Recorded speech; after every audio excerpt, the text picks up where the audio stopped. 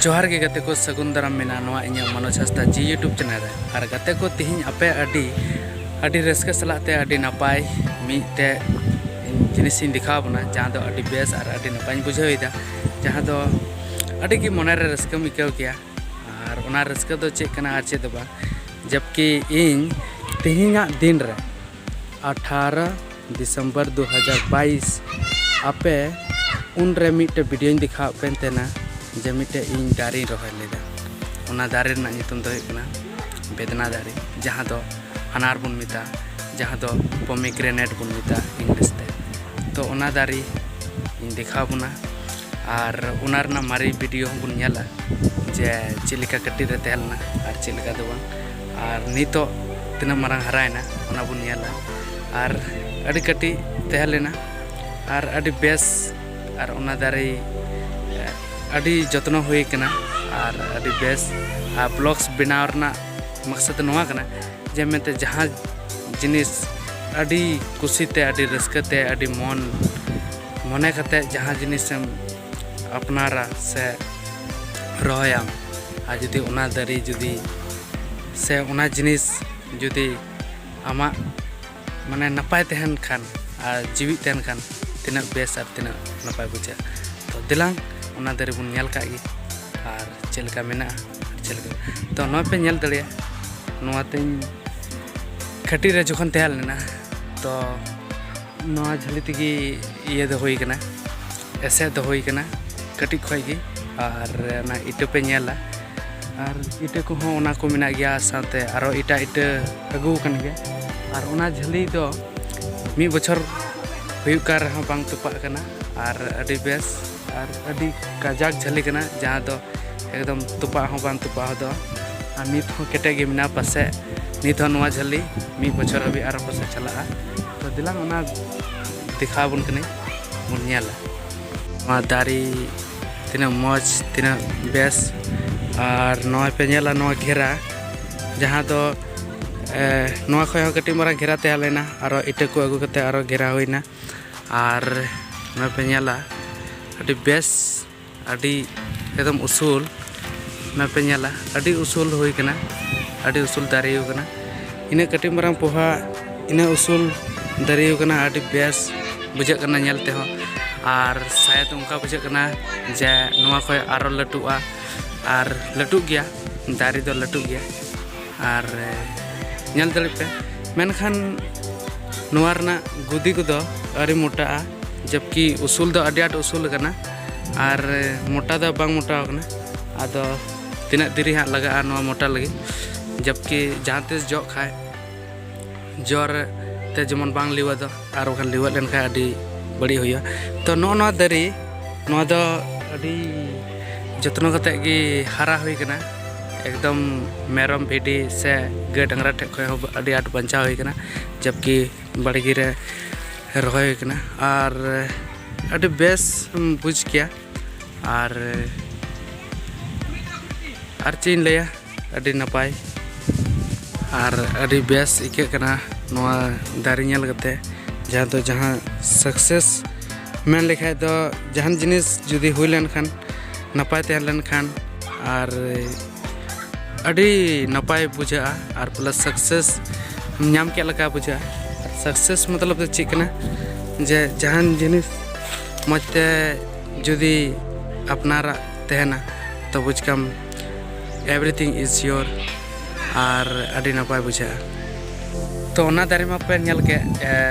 अडी नपाय और हराव कना लगे दारी कना अडी बेस नेलो कना नेलते हो अडी नपाय बुझे कना और साथे और बारिया पिया दारी रोहय कदा ओना होኝ दिखा बना और चे को दारी रोहय कदा चे को बा ओना दिखा बन कना जबकि अब बन बड़ाई गया दारी जरूर गया अब सहे लगी तो सहे लगी आयमा किछु दारी रोहय हुआ जेरकम नुआ दारी रोहय हुइना अनार दारी आरो साथे आरो उनकान दारी रोहय कदा जहां दो दारी चेपे मेन चाहे बाहा पे मेन मेनखाई रोहय कदा तो नोई दिखा बुन कना नोआ दो सड़ी थी एटेक का जहां दो नो पे नेल दड़िया दारी नोआ दो चिलिम दारी कना जहां दो अडी बेस और नोआ दो बाहा दारी कना पे बड़ाई गया नोआ दो बाहा तहना Ar saute noa pe nyela node mitte menaa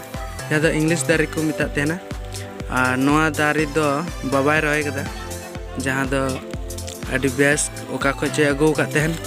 Ar moj gi noa ho dari kana. Ar saute नोडे दो मिटे बाहा दारी तहलना जहाँ दो जुबा बाहा ओना गयना और साथे बाबा चेक दारी रहे कदा खंटाड़ दारी रहे कदा नोआ दो नोआटा बाबाय रहे कदा और नोआटा हाँ बाबाय रहे कदा और इन दी रहे कदा नोआटा नोटा नोआ दो मिटे बाहा दारी कना पे नेल दारी नोआ दो बाहा दारी कना जहाँ दो नोआ दो नुनी अगू का नुनी ठे खोñ अगू का नुनी एमादिन तेना जहाँ दो हॉस्टल रे तेना नोडे दो कायरा दारी मेना जहाँ दो कायरा रहे कना और नोआ हो बाबा रहे का और अड़ी बेस नेलो कना नोआ हो और दाग दुल हुई कना टाइम टाइम रे नोआ नोआ करे पे नेल दारे नोआ कते दारी रहे कना अड़ी सुर सुर गी और अड़ी नपाय जतो दारी गी बंचाव कना और जतो दारी गी दारी कना अड़ी बेस नेलो कना तो इन दो नोंडे नोआ जहाँ बाड़गी कना तो नोआ बाड़गी रे दो मात्र इन मिटे बारिया पिया पिया दारी रहे का यानी इन रहे लदा पुनिया दारी रे मात्र पिया दारी बंचाव कना और मिटे दो गयना ओना दो चे अवस्था चो तेलन ओना दारी दो गयना ओना दो जुबा बाहा दारी तेलना और नोआ पिया बंचाव कना इnya रहे दो नोआ और चिलिम और साथे हांडे मिटे बाहा दारी जहाँ दो नुनी हॉस्टल रे तहन तेना अदो ओंडे खगी नुनी इमादिन तेना मेंदे नोआ बाहा दारी इदी कते रहे काम तो ओनागे अगु कते रहे कदा ओंडे और अडी मौज बाहा दारी कना ओना हारा लेन खान अडी बेस बाहा तेना और अडी चरक नेला तेना और साथे बाबा रहे कदा पिया दारी यानी बाबा रहे कदा पिया दारी और इनी रहे कदा पिया दारी जतो दारी बचाव कना और अड़ी बेस अड़ी जियर के कना और साथे नोआ हरा कना हा नितो बड़गी रे जबकि नोआ बड़गी रे द मिटे हा दारी द बाते हलेना और नितो हा हरा कना हा तो अड़ी बेस अड़ी जियर के आ चे को दारी ते मिना ओना मै उदु आपे हांडे मिना कायरा नोरे मिटे बाहा दारी कना जहां दो लटू बाहा दारी कना कागज बाहा लेका बाहा तेना मौज गे जला तेना तुलम लेका बाहा तेना और साथे नोडे मिटे खंटाड़ दारी और नोडे मिटे इंग्लिश दारी और नोडे द चिलिम बाहा दारी और हांडे दो अनार जहाँ दो बेदना बन मेता तेना और चे को पे मेता तेना इन दो बई बड़े मेनखान आले दो बेदना ले मेता तेना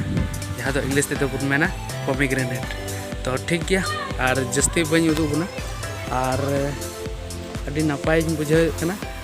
और आपे कटी ओना मारे वीडियो नेल तबुन पे मारे वीडियो रे चेलका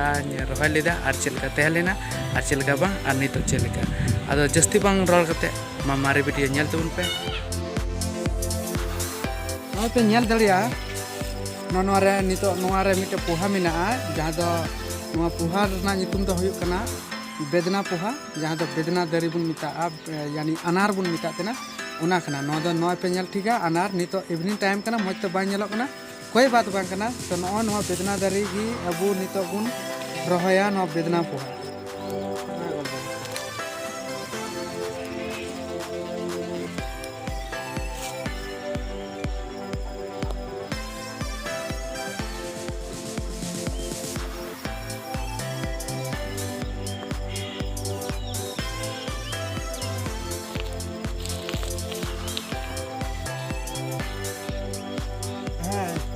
ना पे nyala nito do noa nye rohe pro ado ठीक गया इना गी ᱧᱩᱦᱩᱢ ना ado ina gi noy bun nyala onde rohe kita ado tihnya video do ina gi aro next time bun nyapama tin do ningka ma acha जोहार तो ठीक गया जस्ती बार रोड कते तihnya video do नोंडे gi मुचल गया ma acha जतो को जोहार।